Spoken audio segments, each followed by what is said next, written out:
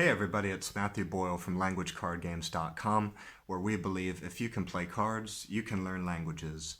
And in today's video, I'm going to share with you a story of another friend's language learning struggle and offer some advice for you if you're in a similar situation, how to turn that around. And the title of today's video is kind of a quote or a concept I came up with recently, and it goes like this. Before you can speak a foreign language, you must speak the language of possibility. And I was chatting with this friend the other night about our language learning journey with Mandarin.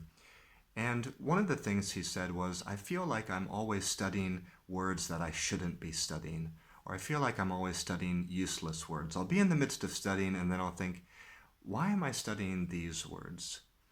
And I just made a mental note of that, and we kind of continued our conversation. And a little bit later on, he said, I feel like I'm always studying at the wrong time. Sometimes I'll get in the mood to study late at night, but then I'll be thinking, this is a horrible time for studying a language. Why am I studying at this time? And I might kind of give up or throw in the towel and go to watch some TV or do something else.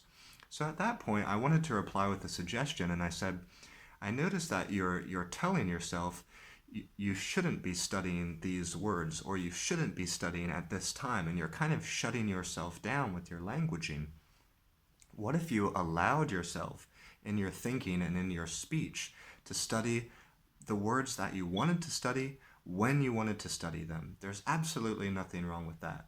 So I think he compares to himself to how other people learn languages, or he even compares in his own mind, he compares what he finds interesting to what he has been taught is the way to do it, a particular way to do it in his own mind. So I just want to share this concept and this quote today with you if you're in a similar position.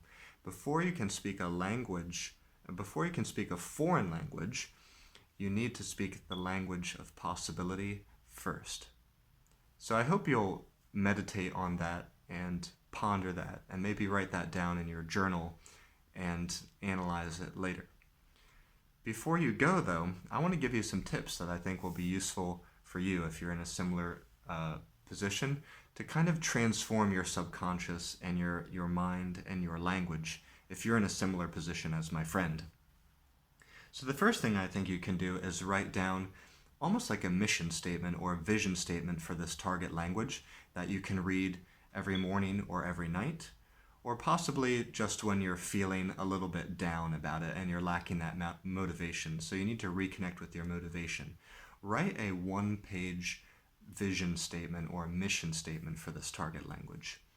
The second thing would be become an alchemist of negativity. Be able to identify whenever you're thinking or speaking in a way that will hinder you.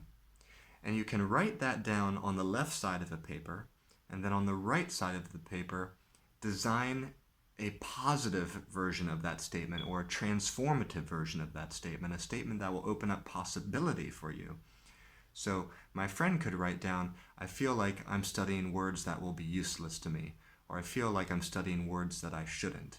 And on the opposite side of the paper, he could say, I'm studying words that are interesting to me, that are going to inspire me and motivate me to continue studying this language over time.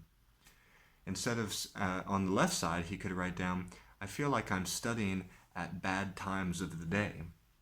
He could say, for now, I'm going to study at the times when motivation strikes or when the mood strikes. I'm going to take advantage of that mood, that energy. And at the same time, I'm going to be on the lookout for times that might be better for me, that work in my typical daily schedules.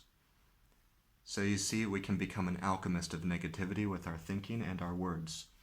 And the third thing really is to analyze your peer group. Look at the people around you, because I notice that the people who hang out with other people who love languages and who speak positively about their learning experiences, those are the people who tend to keep it up.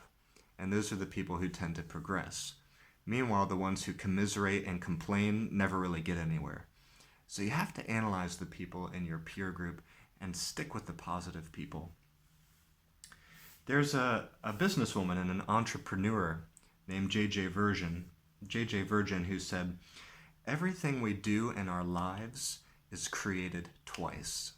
This is a quote that I shared with my students recently, and it means that to some extent, we will always have to think and feel that we can do something before we can actually make it happen.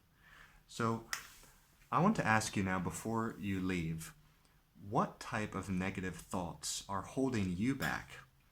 Post one negative thought down below, and then I want you to provide a positive variation to another person's negative thought that you see in the comments. So let us be the alchemist of negativity for each other.